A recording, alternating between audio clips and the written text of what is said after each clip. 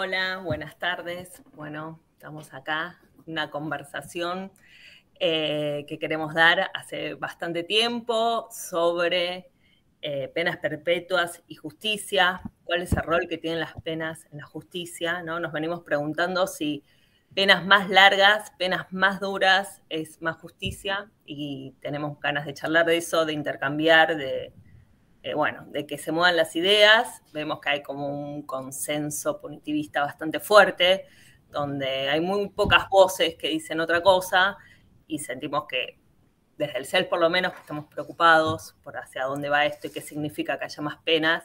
Tenemos muchas ganas de intercambiar, así que armamos esto. Y acá tenemos a Virginia, a Gustavo y a Gabriel. Hola, ¿cómo andan? Hola. Para intercambiar un poco, Virginia Messi es periodista, especialista en policiales y judiciales. Gustavo Plat es abogado, especialista en ejecución de la pena. Y Gabriel Paniagua es referente nacional del MTD de Rama Liberados, exdetenido.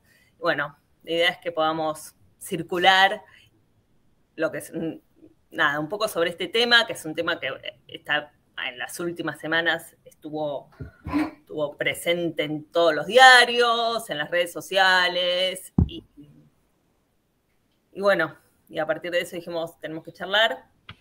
Queríamos preguntarles primero, empezar Gustavo, que nos cuentes un poco qué son las penas perpetuas, qué significa que te den una pena perpetua en la Argentina, y cómo fue que hoy las penas perpetuas aparecen como pedido para muchos delitos. Bueno, que nos cuentes un poco eso. Bien, gracias Macarena. Bueno, las penas perpetuas o las penas de prisión perpetua, para enfocar más estrictamente en lo que venimos a conversar hoy, existen desde que existe el Código Penal. En realidad, cuando la sanción del Código Penal incluso representaron algún avance en el sentido que venían a sustituir las penas de muerte, de manera que en ese momento fue alguna forma de progreso que no incluyese el Código Penal la pena de muerte. Y los supuestos para los que estaban previstas las penas perpetuas eran relativamente escasos, delitos de gran entidad, de gran gravedad. Con el transcurso del tiempo, el catálogo de delitos para los que estuvo previsto o está prevista la pena de prisión perpetua se fue incrementando, pero hay un punto que es el relevante, que es que las penas de prisión perpetua en principio admiten la posibilidad de que en algún momento las personas que resultaron condenadas accedan a obtener la libertad condicional, a salir de la cárcel en definitiva. Esto originalmente en el Código Penal del 21 sucedía cuando habían transcurrido 20 años de ejecutada la pena y permitían que durante un lapso de tiempo que era de 5 años en aquel entonces se examinase, se controlase el desempeño de esta persona que estuvo en prisión, ahora en libertad, para finalmente en ese momento, transcurridos los 5 años, si había sucedido todo correctamente, cumplido las condiciones compromisorias que eventualmente le impuso el juez, resolver extinguir la pena. Ahora, hay una situación que existe desde el 21, que existe el Código Penal, que es la prisión perpetua dictada en relación a las personas que fueron declaradas reincidentes. ¿Cuál era la dificultad, o cuál sigue siendo la dificultad? Es que las personas condenadas a penas de prisión perpetua, si fueron declaradas reincidentes, no pueden acceder a la libertad condicional. Hasta hace poco tiempo la regla del artículo 14, la única previsión que tenía era esa: no podrán acceder a la libertad condicional los reincidentes. De manera que para esos casos el problema es que nunca sucedía el evento que es el acceso a la libertad condicional, que desencadena luego la posibilidad de extinguir la pena. En definitiva, cuando estas personas estarían en condiciones de acceder a la libertad condicional, o cuando estas personas están, porque es un problema que sigue sucediendo, condiciones de acceder a la libertad condicional, no es una decisión que esté contenida en el Código Penal. La solución en algún tiempo más, más difundida en nuestro sistema normativo, pasaba por la conmutación, todavía pasa porque sigue siendo una facultad de los poderes ejecutivos, por la conmutación de la pena o el indulto de la pena, que es lo que permitía resolver la pena en el caso del indulto o modificarla por una pena temporal en el caso de la conmutación. Pero no solo que en los últimos 25, 30 años el uso de estas herramientas fue decreciendo a pasos agigantados, sino que además se fueron incrementando los supuestos en los cuales las personas condenadas a prisión perpetua no estaban en condiciones de acceder a la libertad condicional, que en definitiva es lo que determina que las penas sean realmente perpetuas. De la mano de las reformas Bloomberg de 2004 se modificó el Código Penal, la ley de ejecución también, y entonces un catálogo de delitos asociados al resultado muerte en su mayoría, en ese momento, en 2004, también fueron alcanzados por la prohibición de acceder a la libertad condicional. Y en el de la mayoría de estos delitos, excepto en un supuesto que era el de robo con armas, los delitos eran, o el tipo penal involucrado era un tipo penal que preveía o prevé todavía la pena de prisión perpetua. Esa situación que alcanzaba, insisto, un número muy pequeño de delitos con esta característica, se incrementó notablemente en 2017, las reformas impulsadas por el diputado Petri, bueno, por lo menos las leyes tienen su nombre adosado, supusieron para el régimen de progresividad de ejecución en general la imposibilidad de acceder al periodo de prueba y a todas las modalidades que suponían alguna forma de egreso anticipado de la prisión, y en el caso de las penas previstas con prisión perpetua, la inmensa mayoría del catálogo de penas de delitos que prevén la prisión perpetua fueron incorporados a la prohibición del 14. Excepto 2 o 3 supuestos, la mayoría ahora está impedido de acceder, prohíbe la posibilidad de acceder a la libertad condicional, y eso se refleja en la imposibilidad de que la persona egrese de la cárcel concretamente, materialmente. O sea que más delitos tienen la posibilidad de tener una condena de prisión perpetua y a la vez, para también mayor cantidad de delitos, es imposible acceder a una salida condicional. O sea que salís cuando esa pena está cumplida, que a la vez esa pena es perpetua. ¿Así, claro, Gustavo? Cuando la pena es perpetua, la pena nunca se cumple. Claro.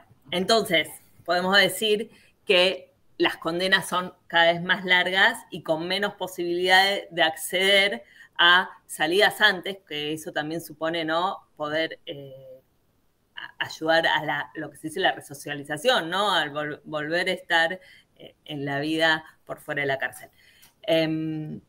Hay un detalle nada más que me permito añadir, que dale. es que en el medio de todo este proceso de inflación punitiva y de incremento de las penas, sucedió en el marco de estas reformas que también el tiempo establecido para acceder a la libertad condicional en las penas temporales se incrementó notablemente.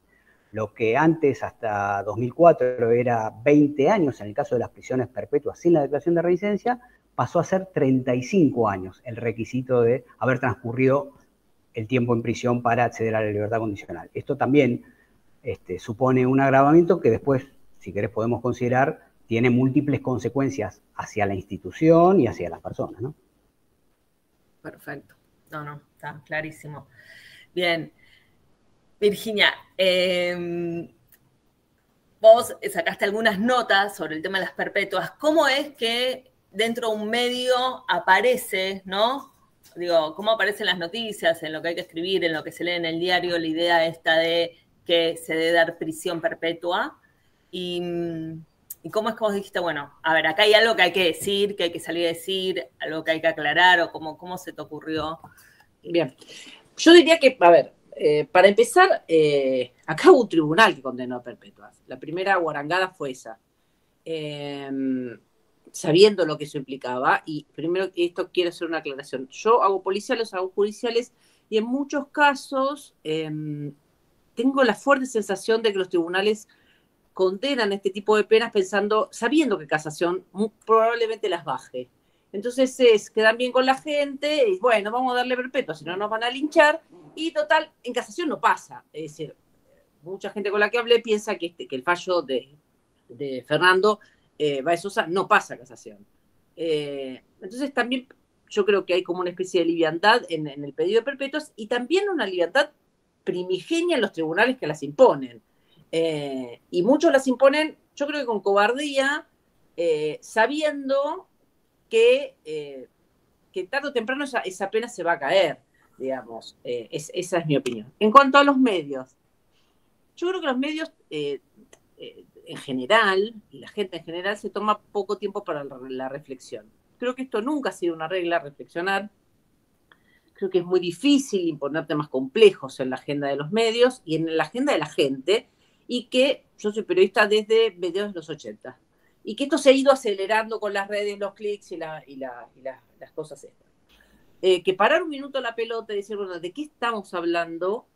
Uno lo tiene que intentar hacer siempre que pueda. Es decir, a mí en este caso en particular me tocó discutirlo con compañeros, con buena gente, que te dicen perpetuo, y vos le decís, es una guarangada. ¿Por qué? Y vos le explicás, y una vez que le explicás decís, viste, yo escribí una nota el domingo explicando un poquito esto, un reportaje con Rubén Alderete Lobo, que le explicó muy bien todo, y mucha gente reflexiona al respecto.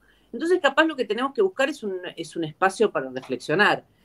Yo creo que en los medios el espacio para reflexionar está. La cuestión es como hacerse el lugarcito, porque la nota se leyó, si no es que la nota fracasó como producto periodístico, la nota se leyó y la gente reflexionó. Entonces, creo que en realidad hay que hacerlo más.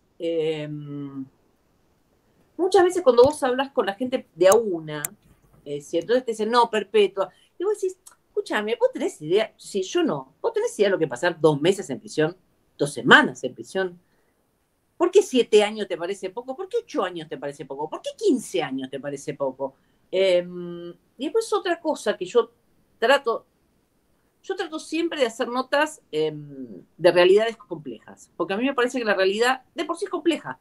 Entonces, todas las realidades son complejas, no solamente esta. Entonces hay que hacer un esfuerzo para que en mi caso el lector entienda lo que son las realidades complejas.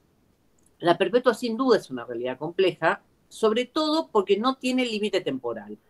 Más allá del punitivismo, de si es mucho, si es poco, si las penas cada vez son más altas, el problema que yo entendí con la perpetua es que el condenado, Thompson, mira para adelante y no ve nada.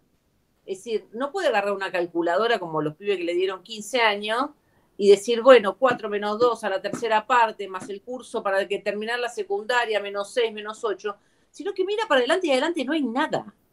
Entonces, entre eso y decirle matate, es lo mismo. Y eso es lo que me parece tremendamente grave de que no se aborde ese sistema. Por lo que entendí, la Corte lo que dice es, bueno, es decir, yo no puedo transformar una perpetua en una pena temporal, pero eso sí lo pueden hacer los jueces de ejecución penal. Entonces todo queda reducido a el juez que te toca. Es como un panorama como bastante siniestro. ¿Qué es primero, el huevo o la gallina? La gente pide perpetua porque los medios alimentan esa venganza, o los medios toman ese pulso de la calle y tratan de lograr clics. Yo la verdad no lo tengo claro. Sí tengo claro que los medios tienen una responsabilidad que es tratar de analizar las realidades complejas. Y aunque esto no se haga, me parece que eso es lo que se tiene que hacer. Eso es por lo menos lo que intento hacer yo. No, totalmente, Virginia. Bueno, ahora retomamos. Una cosa más que me olvidé de este tema de las perpetuas. Digo, más con lo que he hablado con la gente, en las redacciones y con los periodistas, creo que hay un punto a aclarar. Que mi tía puede decir lo que quiera, la mamá de Fernando Báez Sosa, por supuesto que puede pedir lo que quiera, es decir, es un dolor tremendo, le mataron un hijo, lo televisaron, lo pasó, lo vio 200 millones de veces, pero no podemos, y es lo que yo siempre trato de explicar, nosotros podemos opinar lo que queramos, pero el Estado no puede ser alguien que opina. El Estado y los jueces, como parte de ese Estado, tienen que aplicar las leyes y no pueden dejarse influenciar ni por la gente, ni por los periodistas, ni por nada. Es decir, mi compañero puede decir, no, sí, que los mate, no, sí, perpetua. Es decir, perfecto, que todo el mundo pide lo que quiera, pero un juez no puede ser esa persona. Un juez tiene que aplicar las leyes y punto. Es decir, no puede dejarse influenciar por la opinión pública, ni por un llamado telefónico, ni por nada. Esto nada más. Buenísimo. No, totalmente, ¿no? Como que hay una distinción que por momentos parece que se pierde, que es difusa y que da igual entre legislar, aplicar las leyes y opinar o sentir, ¿no?, ciertas emociones respecto a ciertos delitos que tienen mucha sensibilidad o mucho impacto social, ¿no? Parecería que esas dos dimensiones quedan juntas y un poco es la tarea de varios de nosotros, ¿no?, de poder distinguir eso, porque si no, parecería que hay que quien debe aplicar la ley lo tiene que hacer desde una opinión. Sí, y sobre todo también acá, este es un tema que se te abre mucho, porque también cualquier fallo que no es políticamente correcto, o es políticamente correcto, pero no es lo que pide la gente, termina indefectiblemente en un pedido de juicio político al juez. Entonces ya hay un sistema extorsivo hacia los jueces que tampoco está bueno, porque vos sabés que si a estos, seguramente, y acá puedo opinar, a los rugbyers, a los acusados del homicidio de Fernando Báez Sosa, no le dan perpetua, alguien, o Burlando, que se candidate a gobernador, les iba a hacer un pedido de juicio político, que no necesariamente llega a que pierdan el cargo. Pero los tipos saben, bueno, yo, si no le doy lo que la gente quiere, me van a hacer un pedido de juicio político. Entonces ya hay todo un sistema extorsivo en el cual es una olla en la que se mete. La gente que opina de mala leche, la gente que opina de buena leche, los medios que no profundizan, las presiones de todo tipo políticas, y los jueces que a veces agachan el lomo. Es decir, dale que tenga buena intención, dale que sea un buen tipo, y a veces agachan el lomo para no tener un pedido de juicio político. Entonces, yo qué sé, es la libertad de las personas. Y digo esto y cierro. Yo cubrí muchos veredictos. A gente que yo creo que era inocente, y a gente que era culpable, y incluso a reverendos hijos de puta. Y el momento en el que se decide sobre la libertad de las personas es un momento que te eriza los pelos de la nuca. Cuando dan el veredicto es un momento, no te diría sagrado, la palabra no es sagrada, es solemne. Es solemne, porque se está decidiendo sobre la libertad de las personas. Y yo creo que eso no se tiene que desnaturalizar. Cuando un juez se para y le dice a una persona que va a ir 3 meses, 3 años o perpetuo, le va a privar de su libertad, es algo muy serio. Entonces eso no se tiene que naturalizar ni frivolizar. Punto. No, buenísimo, perfecto. Ahora volvemos sobre algunas cuestiones que dijiste, lo de las realidades complejas, me parece que está muy bueno, ¿no? O sea, ¿qué pueden hacer los medios o cómo se paran sobre las realidades complejas? Me parece que es un punto. Pero bueno, ahí justo me diste el pie para preguntarle a Gaby, ¿qué impacto tiene una prisión perpetua para alguien que está privado de la libertad, para la vida dentro de la cárcel? ¿Qué significa eso para quien lo vive en primera persona? Y aparte va a las cárceles de este país que están en condiciones donde no solamente se priva de la libertad, sino que el castigo va mucho más que la privación de libertad, ¿no? Es privación de muchos más derechos que el de la libertad. Bueno, primeramente la escuchaba a Virginia y me llevo 2 ideas que habló, que dijo, realidades. Una de las realidades que vive una persona en esa condición, en esa condición que llegó con una condena tan larga, es naturalizar que va a vivir toda la vida preso. Y eso dice de que no hay un futuro, eso dice que hay una vida llena de dolor, separado de sus sentimientos, de sus emociones. Y también miro aquella parte de la sociedad como los padres de Fernando, ¿no? que han sufrido un robo, que han sufrido, que han sido víctimas de algo. Y cuando miro esa parte, como que me lleva a, mejor no hablo en público, mejor no cuento, mejor no digo, porque son fuertes las acusaciones, son fuertes. Pero hoy me paro del otro lado también. Recién salgo de una cárcel, recién. Fui a dar un taller a una cierta unidad del Servicio Penitenciario Bonaerense, con 30 detenidos. Dentro del taller había una persona que está con 37 años, lleva 20, todavía no tiene ningún beneficio. Vino a recibir un curso de marroquinería, los otros le faltan muy poco.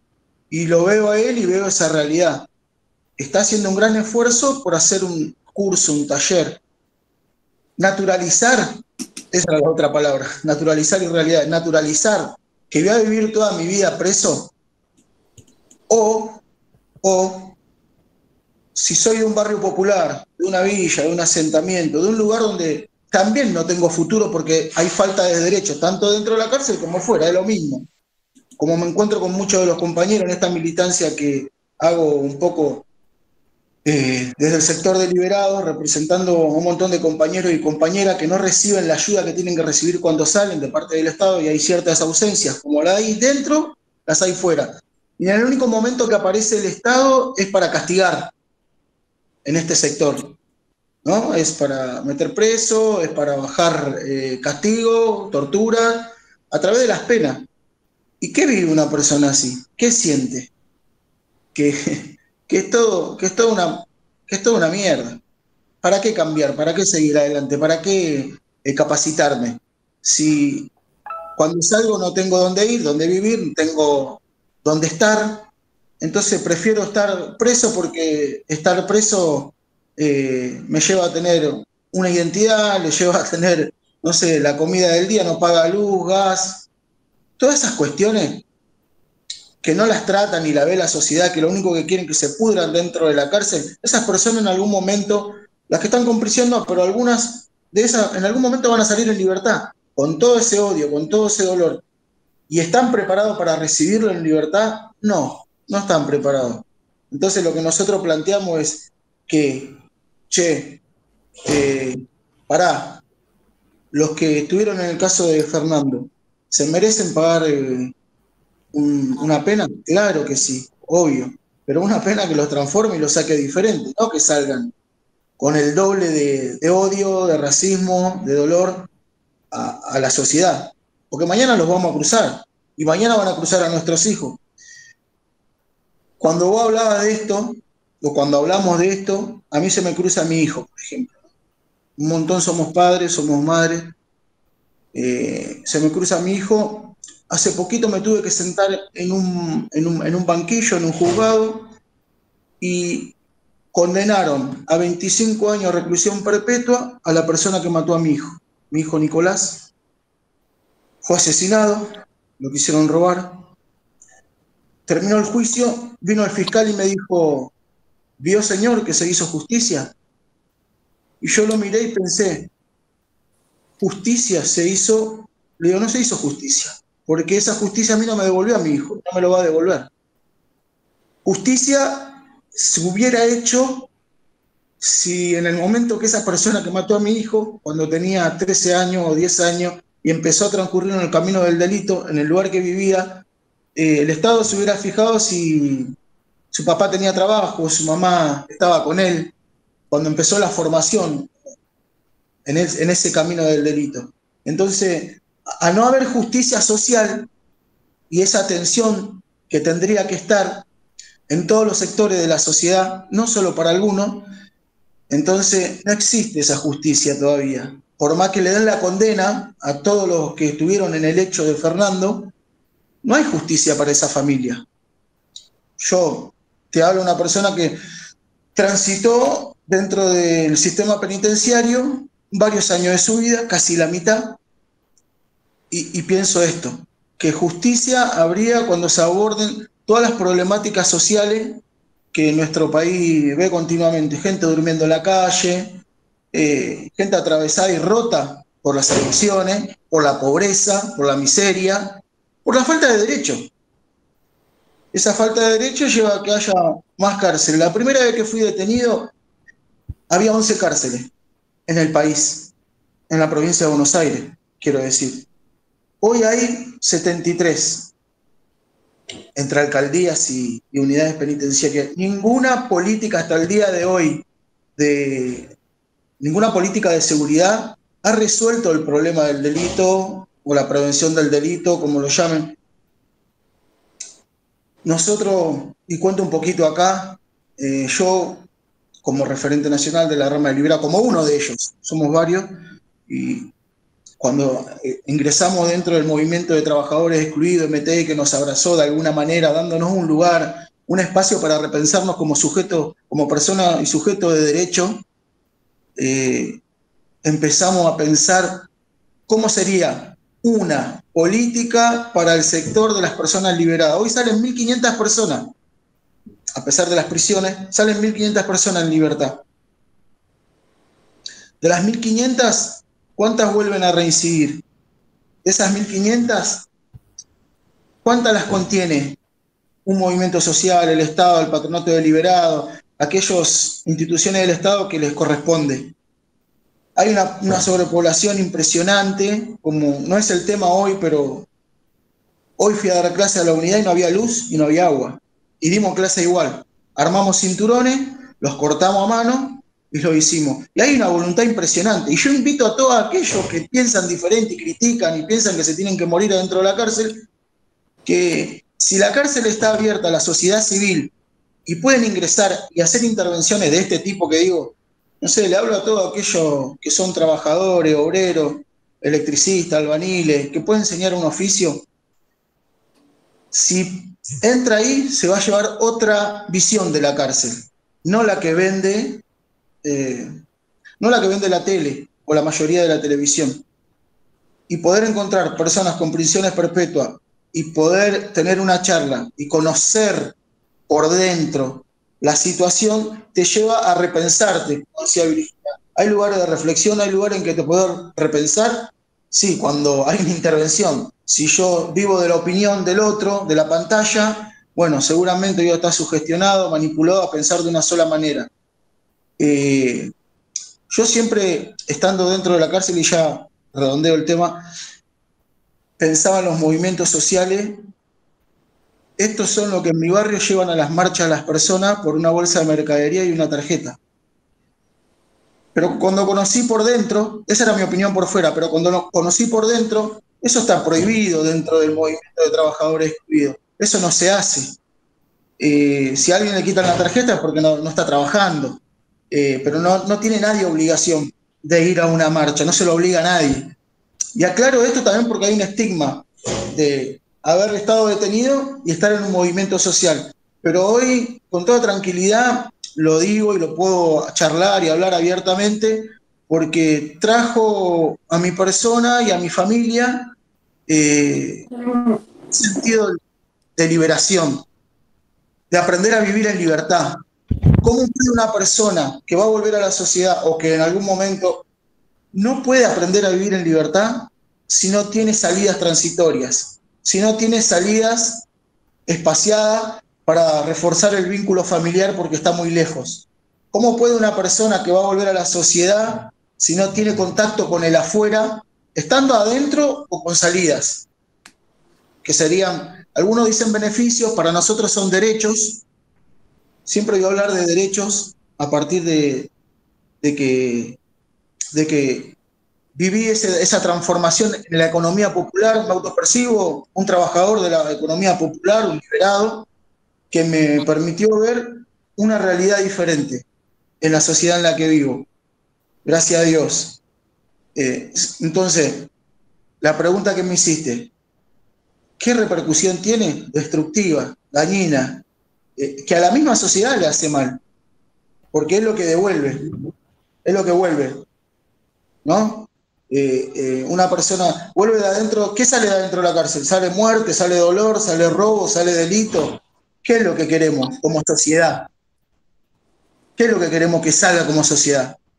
Nada, dejo esa pregunta y como para pensarlo. Iba a ir por ahí. Quiero traer algo de lo que dijiste.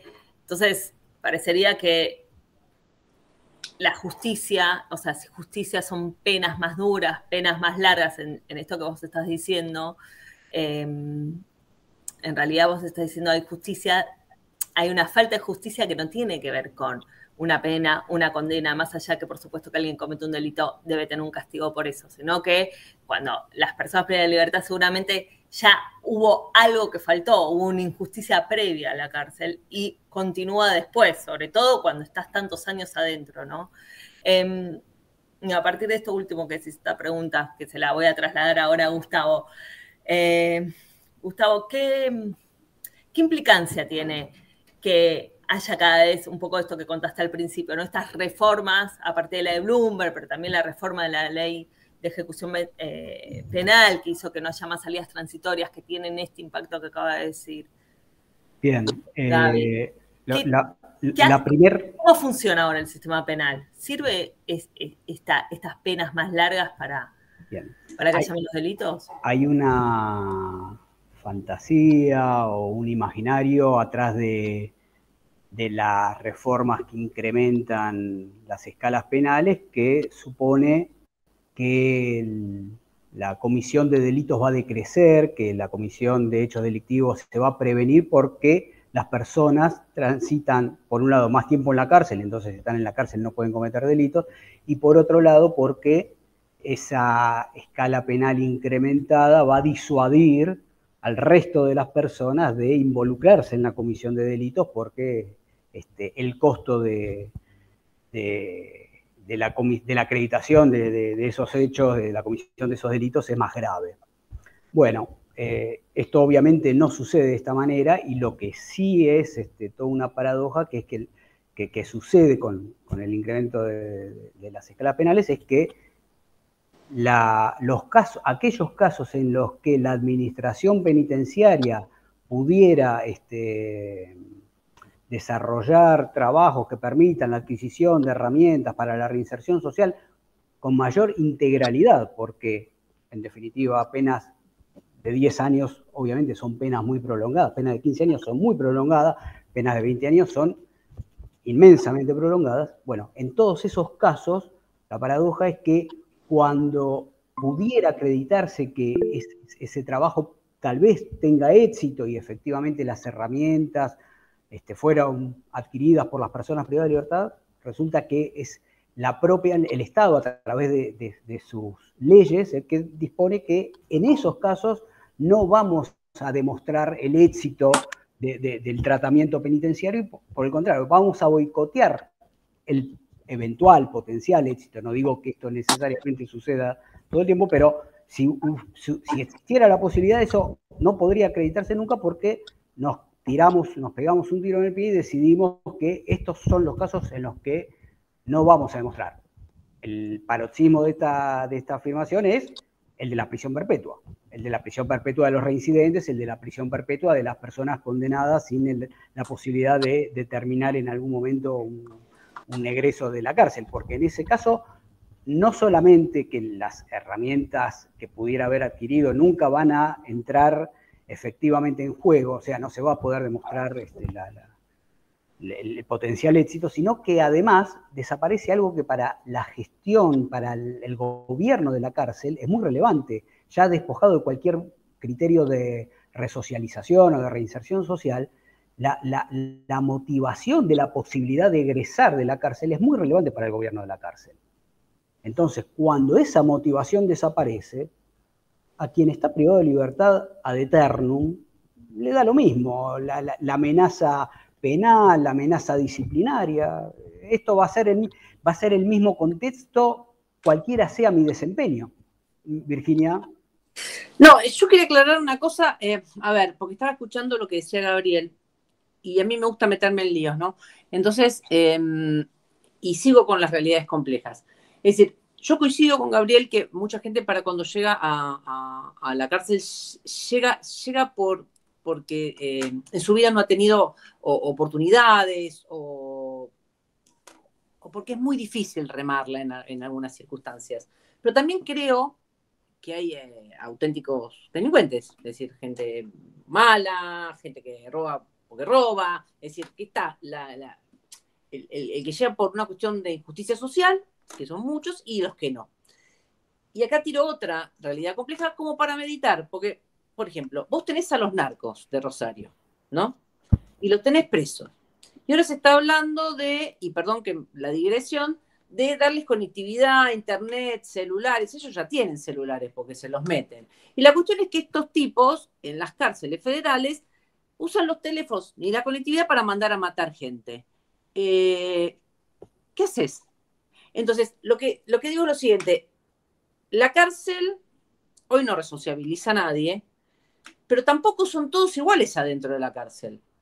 Entonces, es una realidad tremendamente compleja. La perpetua, las cárceles, el tratamiento, la corrupción penitenciaria, cómo los beneficios también se venden y se compran, qué haces con algunos detenidos, porque por ejemplo, acá estamos hablando de perpetuo, qué haces, no ves, cuando salís, y constitucional, pero tiro esta también, ¿qué haces con un narco, que es un capo, que es un hijo de puta, que es millonario, y que usa el teléfono que vos le das en la cárcel, o la conectividad para decir, che, maten a este? Tengo una respuesta para eso. Dale, Gabriel. Dale, Gaby, dale. Yo Sí, dale. tiro como respuesta a esto. Ese narco, bueno, está permitido ingresar un solo celular a la cárcel. Va a estar registrado con un nombre, sí, y con cinco números de teléfono de familiares directos o 10 números de teléfono a los que se pueda llamar. Ese registro lo tiene dentro del servicio penitenciario. Cualquier llamada que salga de ahí o sospecha puede ser registrado, escuchado, oído por la autoridad que le corresponda. Gabriel. Espera, lo perdimos. Pues no, porque le quiero contestar, pero quiero que esté. Bueno. Bueno, básicamente lo que dice él es eso. Yo no es que esto tenga que ver con las perpetuas. Lo que te digo es que ninguna problemática está aislada de la otra. Porque las perpetuas se cumplen en cárceles donde el sistema está absolutamente corrupto, donde el sistema es absolutamente cerrado y mira hacia adentro. Entonces nosotros no sabemos lo que pasa en las cárceles. Ahí son dueños los señores del servicio penitenciario y capaz los capos de las ranchadas. Entonces, no es que vos tenés el tema de la perpetua se desliga de la no reinserción social, de la pena como venganza, y a su vez de casos como muy complejos como el tema de los delincuentes sexuales, ¿qué haces con eso? Como el tema sí de los narcos, de la gente que está dentro y que sigue manejando sus organizaciones dentro de las cárceles. El tema, para mí, pena y cárceles es un tema donde se cruzan ejes muy complejos. Sí. Por supuesto, y volviendo a la perpetua, condenar a la perpetua a alguien, no diciéndole en qué condiciones o qué puede hacer para que eso se convierta en una condicional de tantos años, eso es una barbaridad. Bien, pero también sí, la aplicación del Código Penal es una barbaridad en algunos. Sí, totalmente. Lo que pasa es que de alguna manera esa complejidad es parte de la complejidad social, es parte de la complejidad que tiene el delito, ¿no? Que pasen cosas feas en la sociedad. Lo que pasa es que también está desvirtuado, cómo se va desvirtuando, ¿no? El sistema con estas reformas, con llevarlo al extremo, digamos, ¿no? Que cada vez más gente esté presa, hace que imposibilite esta distinción que es necesaria en la gestión penitenciaria, porque termina siendo simplemente un lugar donde la gente va presa y punto, ¿no? No hay ahí una... Sí, lo que me parece a mí es que... Pero, Gustavo quería decirte algo al respecto, ¿no, Gustavo? Sí, no sé si a lo mejor se perdió en el camino, pero puntualmente, efectivamente, quiero retomar a partir de la idea de reflexión a la que aludía Virginia para decir que la reflexión efectivamente nos incumbe a todos los actores de la cuestión penal, donde estemos, y eso supone, por ejemplo, la reflexión sobre cómo se adoptan las decisiones de determinar o fijar penas, cuál es la justificación, cuál es la motivación para decidir que una pena tiene X requisito temporal o que la pena las penas temporales tienen un tope que ahora mismo es de 50 años. Es información que se puede denominar científica, hay verificaciones de la utilidad de adoptar este tipo de decisiones, o es solamente intuiciones y dar satisfacción a los reclamos que se escuchan en la calle o en los medios. Ahí hay un punto. Si las decisiones de los legisladores, en este caso, van se adoptan sin respaldo que la sustente, bueno, ahí tenemos claramente un problema. Mencionabas a los jueces, y los jueces, en este punto, es verdad, vos los denominabas cobardes, creo.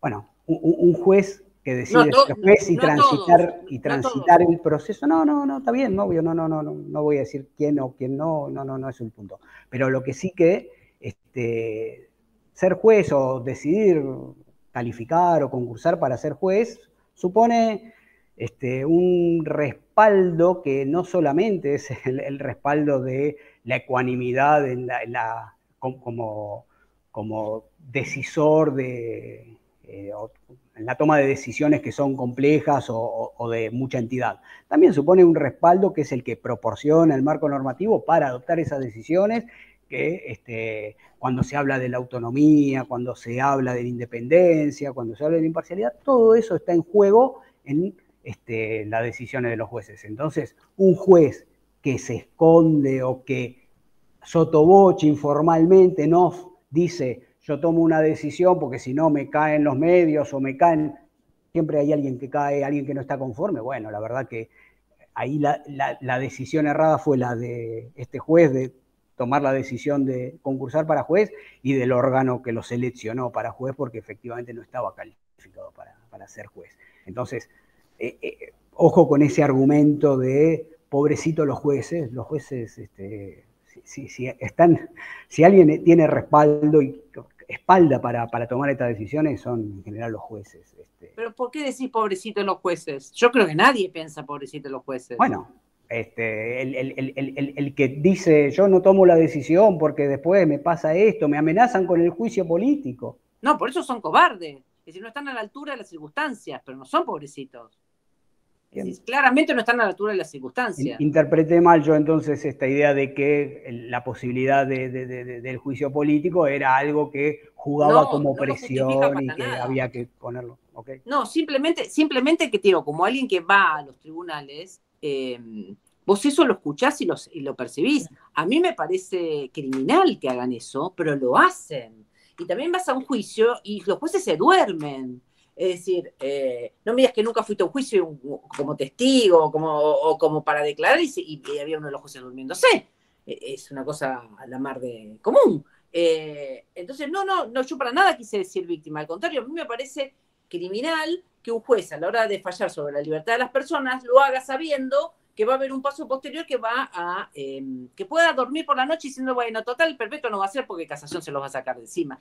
Es decir, y lo que digo es, punto, aparte. Además, existe un sistema extorsivo por lo cual le hacen sentir a los jueces que si no responden a determinada demanda popular van a juicio político. De ninguna manera eso justifica que esos jueces agachen la cabeza y hagan eso para no tener problemas personales. No, para nada. A mí me parece un horror. Por otro lado, valoro o percibo cierta valoración diferente, como si hubiese jueces de casación mejores y jueces de tribunales inferiores menos idóneos. No, pero la casación lo que hace es alejarse temporalmente del fragor de la batalla. Entonces vos tenés el hecho, mucha demanda social. El juicio, mucha demanda social.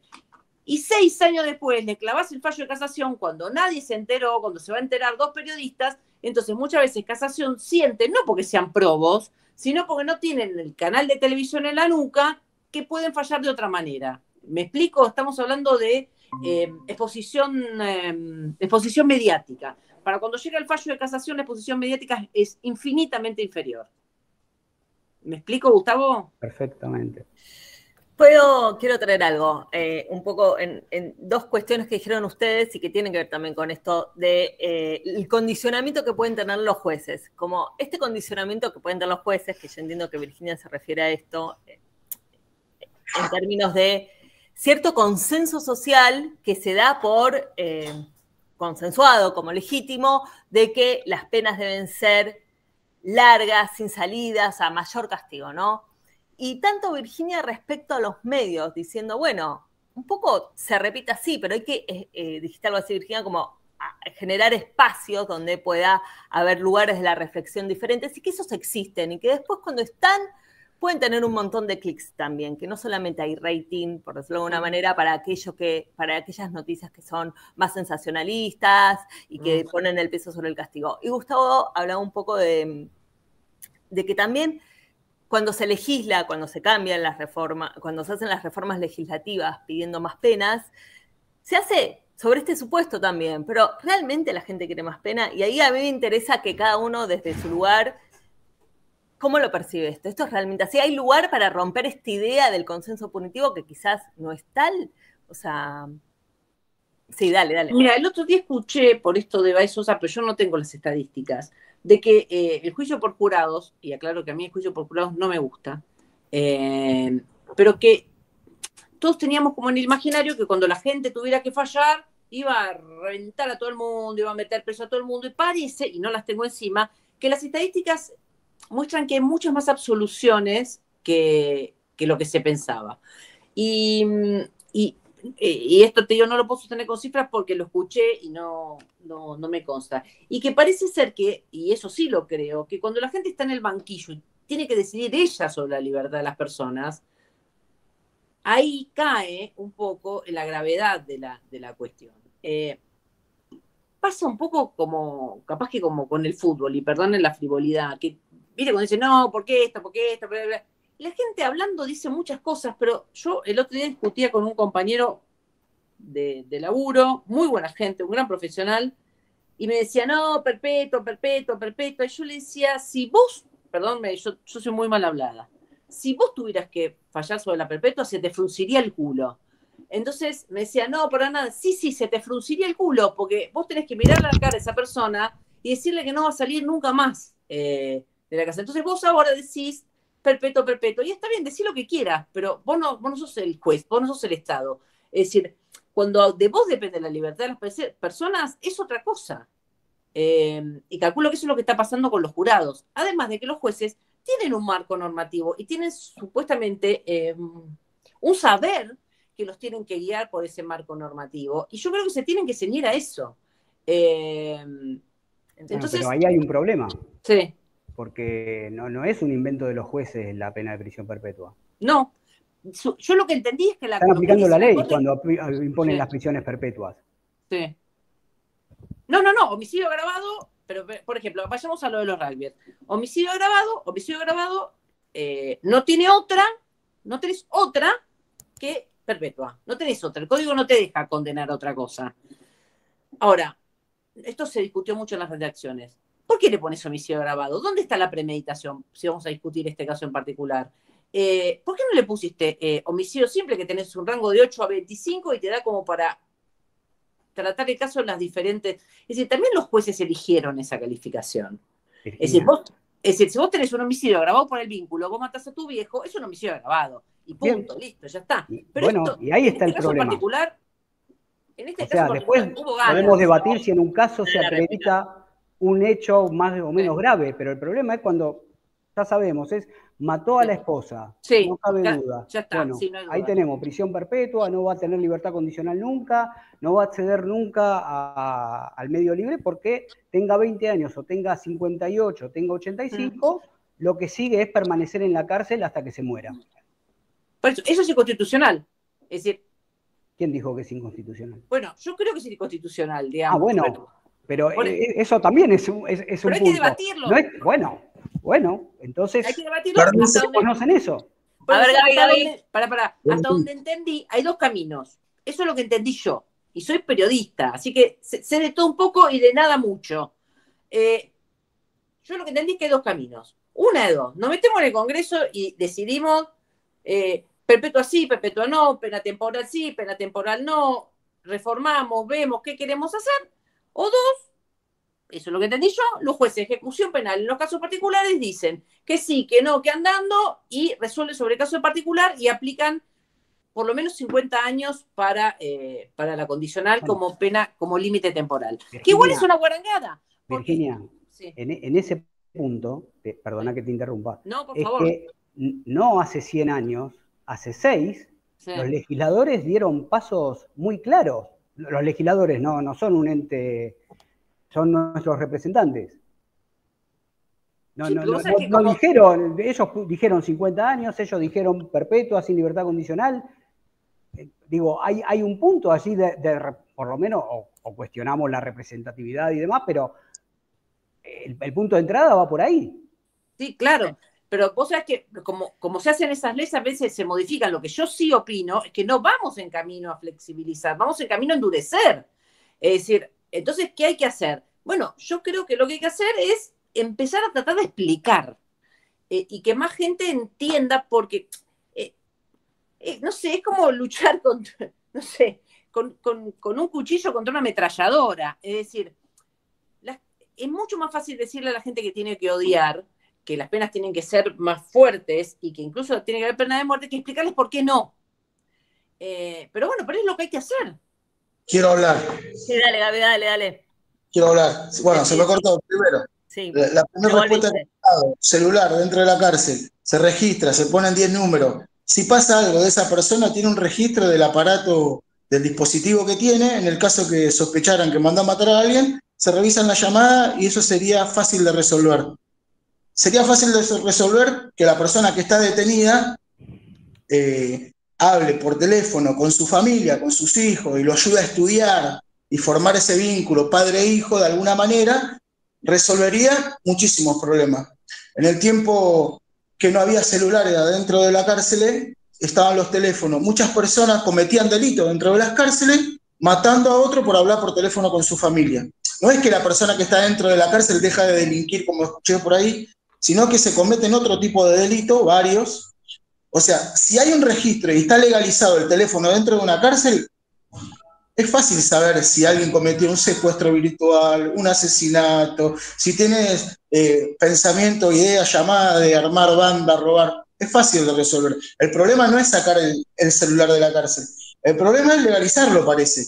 Y otra cosa, porque sea ley no quiere decir que sea justicia. Hay muchas leyes que no hacen justicia y tienen el nombre de ley. Con respecto a la representatividad que tiene la legislación por todos los ciudadanos argentinos, hay pocos representantes, hay muy pocos representantes del pueblo pobre, del pueblo obrero, del pueblo trabajador. Yo, en mi opinión, en el día de ayer llevaron detenida a una diputada nacional, Natalia Saracho. ¿Se puede detener a una diputada nacional porque le estaban pegando a un menor? La policía en el piso se bajó del auto, le dieron una patada en la cara, se bajó a defenderlo, le pegaron, la llevaron presa y no la querían largar. O sea, Gustavo, como un profesional, como abogado, ¿se puede llevar detenida? ¿Tiene fuero? Yo te hablo como persona común, como ciudadano común. ¿Se puede llevar detenida? No, no se puede. Y lo tuvieron desde la tarde casi hasta la noche, y bueno, con represiones de por medio. Ayer le pegaban a gente que reclamaba el teléfono, que reclamaba la luz, el agua. Lo que pasa dentro de la cárcel es un reflejo de lo que pasa en nuestra sociedad. Así te lo defino. Todo esto que pasa, hay una línea, parece que se baja, repriman a los vecinos que salen. ¿Qué delito cometió el vecino que sale a reclamar 5 días sin luz y agua, que vive en un barrio común? Nada, eso quería comentar. Bien, Gaby. Bueno, a ver, ahora, como para irnos con una nota de optimismo, el debate está muy interesante. Aquí no está optimismo, estamos hablando de prisión perpetua, no hay optimismo posible. Sí, hay uno que yo quiero tirar por uno acá. Dale, Gaby, dale. ¿Se piensan leyes públicas? O sea, tolerancia cero, mano dura, no han funcionado, muchachos, durante todos estos años. Han llenado la cárcel de pobres, y cada vez hay más cárceles y parece un negocio. Sin ofender, y si se ofenden, bueno, que se ofendan, pero esto, desde el sector nuestro de personas liberadas hemos conformado una mutual con distintos sectores de liberados, de personas que han atravesado el contexto de encierro. Esa mutual nos permitió entrar a 40 cárceles a dar capacitaciones a otros compañeros que se encuentran en la misma situación. Los objetivos que tenemos son las personas que están con arresto domiciliario, poder llevarle trabajo, capacitación. Pensamos una política pública para todo ese sector, para toda esa población que también son ciudadanos. ¿Cuál fue? Que en Argentina ahora entró, creo que va a entrar en comisión pronto, hablando positivamente, optimista, una ley, la ley de liberados, que en cada localidad del conurbano y del país entero, a nivel federal también, haya un polo productivo. Al otro día la persona sale, vaya a trabajar a un polo productivo donde haya un equipo de abordaje completo que pueda abordar su problemática de que no ve a su familia, no tiene DNI, no tiene casa, que no tiene trabajo. Eso sale 17 millones de pesos para el Estado. Le ahorraríamos a la sociedad muchísimos millones que se gastan en un patrullero en una cárcel que gasta millones de pesos. Cuando veo pasar un patrullero pienso que van 12 millones de pesos que se podrían invertir en reinserción, pero de esta manera, que dando oportunidad de trabajo, laborales, sociales, para las personas que salen a estar en libertad. Entonces, esa es una buena noticia. Hemos presentado una política pública para todas las personas que salen. Esos 1.500 que salen por mes, tengan al otro día un trabajo donde ir, que no anden boyando o dando vuelta o pensando qué van a hacer. Y sí, hay un 30% de la población carcelaria que ya definió estar robando o ir a robar. Pero hay un 70% que está por una situación social. En eso creo que concordamos, estamos de acuerdo. Y si en algún momento ven como a votación o opinar sobre esta ley, una política pública que impulsaron representantes que son diputados, sí, acuérdense que esa es la manera de que la sociedad los puede recibir. Esta ley de política pública que propone polos y que el Estado le compre lo que produce a estos polos productivos deliberados, donde las personas van a tener un seguimiento, una contención, el trabajo como un ordenador social, es algo positivo, optimista, es algo a lo que probemos por acá, porque las otras, mano dura, tolerancia cero, no han dado mucho fruto bueno. Nada, darle gracias primeramente a Dios por la oportunidad de hoy estar en libertad y tener la responsabilidad de aprender a vivir en libertad, que es lo que nos hace falta a las personas que recuperamos esa libertad y estamos entre la sociedad queriendo un lugar mejor para nosotros y para los que vienen. Eso. Bien. No, me parece que está buenísimo. A ver, como que hay otras posibilidades, ¿no? Un poco quiero volver a esta idea del consenso punitivo. Y esto, ¿no? El rol que tiene la militancia, el rol que tiene, no sé, las redes, el activismo dentro de la cárcel también puede llevar a que haya una realidad diferente. ¿Qué puede hacer que no sean cada vez, en términos legislativos y en términos de la aplicación de la pena, Gustavo, que se revierta, que cambie como esta tendencia un poco automática? Bien, lo primero, una reflexión sobre lo que acaba de decir Gabriel, es que el programa de liberados no va a llegar a los que están condenados a prisión perpetua y no pueden acceder a la libertad. En cuanto a cuáles son las herramientas para modificar este estado de situación, información, producir información. Argentina en general no cuenta con información confiable, con información de calidad que refleje cuál es la situación desde niveles de reincidencia o reiterancia hasta el desempeño intramuros, las evaluaciones y la forma de conocer cuál es la situación o cuál es el desempeño de cada persona condenada. La verdad que dista mucho de ser un acto científico, regulado. Más bien hay una tendencia, y esto hace que la responsabilidad de la administración penitenciaria incluso sea menor, a dejar que lo que sucede en la cárcel y no nos involucremos con lo que sucede en la cárcel. Y eso involucra al Poder Judicial, al Poder Ejecutivo, pero también involucra, por ejemplo, a la academia. La academia reflexiona muy poco y produce muy poco sobre lo que sucede en la cárcel. Y eso contribuye a que las decisiones que se tomen con la información de la mesa de café o del tablón de fútbol al que hacía referencia Virginia. Entonces, producir información es imperativo. Sin información, la verdad, se toman decisiones sacando un dedo, mirando cómo sopla el viento, o durmiendo y soñando con cuál puede ser la respuesta correcta. Y eso, la verdad, es malo. Claro, como una oscuridad, una opacidad en donde está la cárcel, no solo respecto a lo que pasa adentro, sino también al funcionamiento. ¿Cómo es que funciona? ¿Qué es efectivo y qué no? Entonces es más difícil también romper como esta idea de que más condenas, más tiempo en la cárcel es tipo depósito, sirve para algo si no hay datos. Y hay cierta resistencia a construir profesionalidad en la cárcel. A establecer protocolos, a establecer programas de formación que excedan específicamente lo vinculado a la seguridad y la custodia. Entonces, si el día de mañana yo tuviera la posibilidad de construir la cárcel modelo, no tendría los profesionales para llevarlos a desempeñarse allí. ¿Por qué? Porque en el ámbito académico, en el ámbito de formación profesional no existe. O existe, pero con cierto sesgo vinculado con la formación en seguridad, que hace que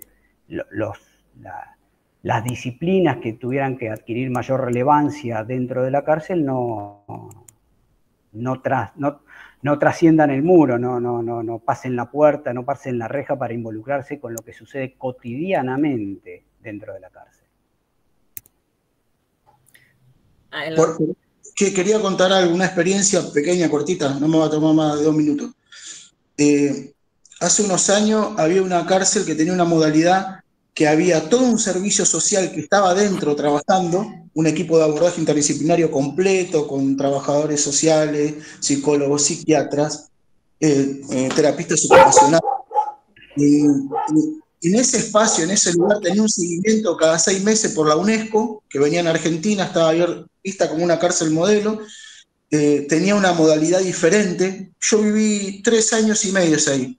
En los 3 años y medio que viví ahí, no había una pelea con faca, no teníamos que preocuparnos por hacer una faca para poder sobrevivir. Se trabajaban todas las problemáticas sociales con una persona de guardapolvo blanco que continuamente estábamos haciendo terapia personal, individual y grupal. La parte de seguridad estaba solamente para intervenir si había algún tipo de violencia extrema, o sea, me refiero a una fuga o algo muy peligroso.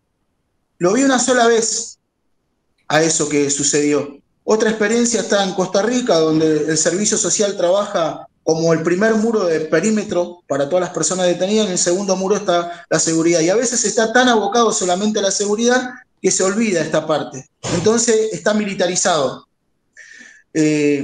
Toda aquella persona que está con esa parte de su vida que no va a salir más, conozco muchos de ellos que continuamente están en la cárcel haciendo proyectos, trabajan, hacen sillas anfibias, hacen sillas de rueda, tienen un montón para dar hacia la sociedad y tener esa redención, tener esa oportunidad de demostrar que no somos todos ellos, ¿no? Los que están con muchísimos años y no tuvieron oportunidad de una ley así, que no son todos los HDP, sino que hay personas, seres humanos, detrás de esas carátulas que pueden aportar a la sociedad un montón de soluciones y es la que nosotros vemos, es la que, digo nosotros cuando me refiero a un sector de personas que son parte de la sociedad y son liberados. Nada, quería aportar eso también.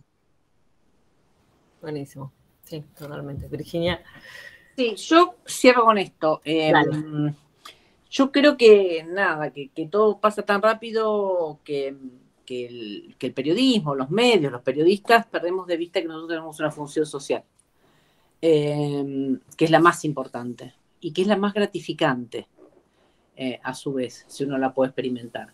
Que de alguna manera los medios, pero tienen que empezar por los periodistas también. Tenemos que parar la moto y darnos cuenta de que nuestras notas y de que nuestros mensajes tienen consecuencias y que siempre es bueno aportar a esto. Y vuelvo a decirlo, parezco muy repetitiva, a la reflexión.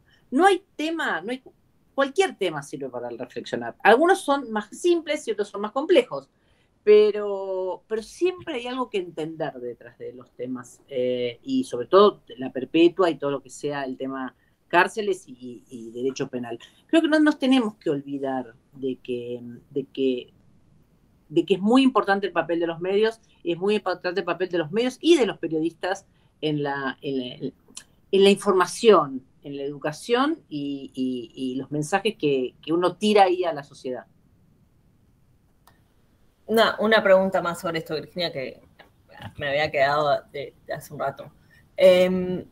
Un poco con lo de las complejidades, si vos decías, hay cosas que hay que explicar. ¿Puede haber un rol, entonces, de los medios que, en vez de fogonear como cierto punitivismo, puede ser más vale de darle cierta inteligibilidad a estas complejidades? ¿Sabes lo que pasa, Macarena? Sí. A ver, lo que yo trato... ¿Es posible, digo? Así. Los medios parece un cupo inmenso. Sí, y la verdad es que si los periodistas, las personas, no entienden, el periodista, la persona, no entiende que lo importante en su trabajo es entender lo que pasa y transmitirlo, los medios, es decir, está hecho de periodistas, más allá de la bajada de línea. Los periodistas, pero ¿hay posibilidad? Sí. ¿Eso puede ser algo que ayude, digamos?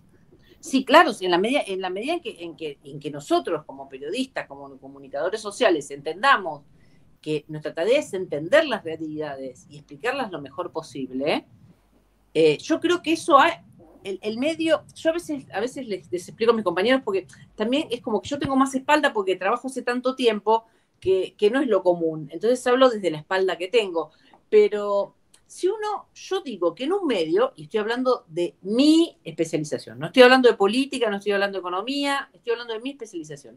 Mi experiencia es que si yo entiendo un tema y propongo una entrevista que es buena o una nota que es buena, en general no la descartan para dar una que es más sensacionalista.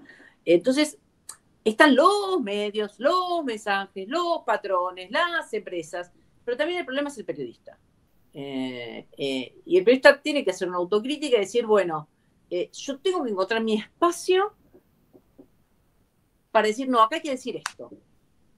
Esto no es así, esto es asá. Y muchas veces si vos le explicás a un jefe que no entiende un pito a la vela, no, mira, esto no es así, esto es asá. Y a veces te dicen, bueno, yo qué sé, el periodista primero tiene que encontrar la manera de educarse y de entender que su trabajo tiene una importancia social muy, muy grande. Y ahí es buscar el hueco para explicar. Porque para mí tienen que empezar de abajo para arriba, no de arriba para abajo. Porque los grandes dueños de medios no van a decir, bueno, qué importante, vamos a abordar los temas sociales y entonces, y la sociedad vamos a explicar, y de dónde estará la verdad. No, me parece que tiene que partir del periodista hacia arriba. ¿Me explico? Sí, perfectamente. Está buenísimo. Bueno, nada, agradecerles. Me parece que estuvo muy bueno el intercambio. Nada, siempre suma, siempre te hace mover las ideas, te hace pensar más. Me parece que estuvo muy interesante, inclusive ahí ese intercambio entre Virginia y Gustavo sobre los jueces. Pues agradecemos un montón. Pero igual pensábamos lo mismo. Sí, no, es que fue un intercambio que iba sumando.